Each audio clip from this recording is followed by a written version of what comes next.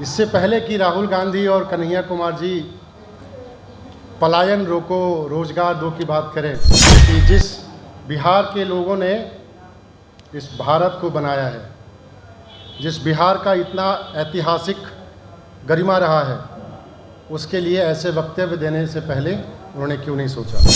11 साल तक मंडल कमीशन, जिसके लिए हम रिजर्वेशन का एक माइलस्टोन कहते हैं, उसको कांग्रेस गवर्नमेंट ने इम्प्लीमेंट नहीं किया। बिहार आगमन और उससे जुड़ी हुई बिहार की राजनीतिक गतिविधियाँ।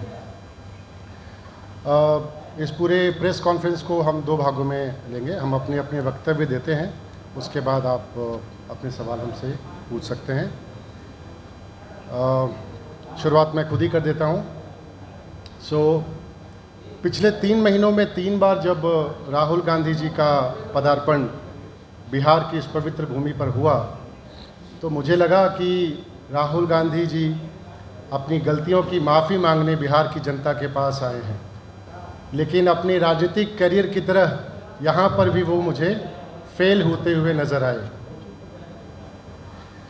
जिस कांग्रेस के चीफ मिनिस्टर ने बिहार के लोगों को गाली देते हुए ये कहा कि बिहारी और बिहार के डीएनए में मजदूरी है, उस कांग्रेस पार्टी का एक वरिष्ठ नेता बिहार के लोगों को पलायन और रोजगार की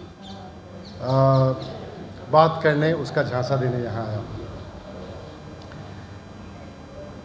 इससे पहले कि राहुल गांधी और कन्हैया कुमार जी पलायन रोको रोजगार दो की बात करें, उनको अपने मुख्यमंत्री तेलंगाना के रेवंत रेड्डी से पूछना चाहिए कि जिस बिहार के लोगों ने इस भारत को बनाया है, जिस बिहार का इतना ऐतिहासिक गरिमा रहा है, उसके लिए ऐसे वक्तव्य देने से पहले उन्होंने क्यों नहीं सोचा। खैर, राहुल गांधी जी का एक और स्टेटमेंट आया अपने इस विज़िट के दौरान कि पूरे भारत की राजनीति 5% लोग चला रहे हैं। उनका इशारा आरक्षण की तरफ था। तो मैं पूछना चाहता हूं कि इस 5% लोगों से जो देश चल रहा है, उसकी जिम्मेदारी उनके ऊपर क्यों नहीं है। भाई 2014 के बाद ना भाजपा सरकार आई है, उससे पहले तो कांग्रेस की सरकार थी अमूमन। तो तब उन्होंने ऐसे सामाजिक प्रयास क्यों नहीं किए जहां पर सामाजिक समरसता की भी गुंजाइश हो। आप याद कीजिए, मंडल कमीशन की शुरुआत 1979 में हुई थी। 1979 वाज द ईयर। उसको इम्प्लीमेंट तो श्री वीपी सिंह जी ने किया था। 11 साल तक मंडल कमीशन, जिसके लिए हम रिजर्वेशन का एक माइलस्टोन कहते हैं, उसको कांग्रेस गवर्नमेंट ने इम्प्लीमेंट नहीं किया। तो क्या ये जिम्मेदारी उनकी नहीं है।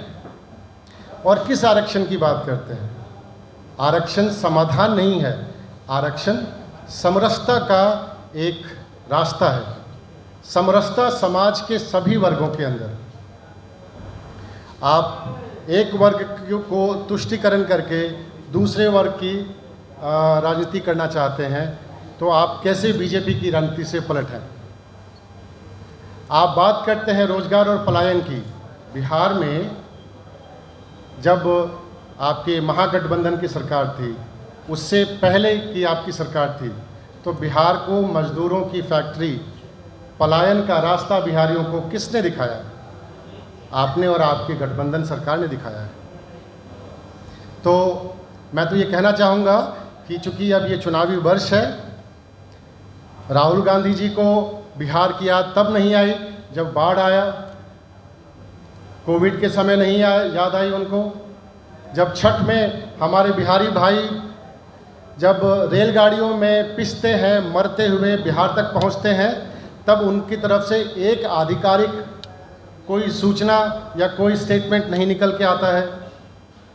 और जब चुनावी वर्ष आ रहा है तो 3 महीने में 3 दौरा हम देखते हैं। तो ठीक है, आप जनता के पास आइए, जनता आपका फैसला करेगी। जनता आपको बताएगी कि जो आपके एफर्ट्स हैं वो जनता को स्वीकार्य हैं या नहीं है।